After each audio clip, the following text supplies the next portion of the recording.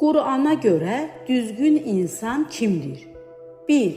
İman və salih əməl sahibi.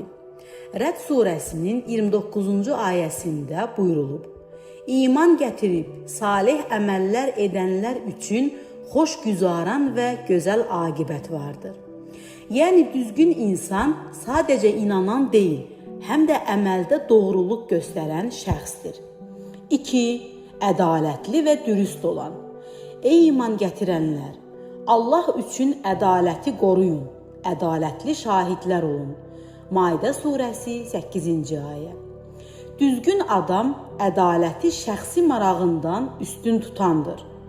3. Təvazökar və mərhəmətli olan.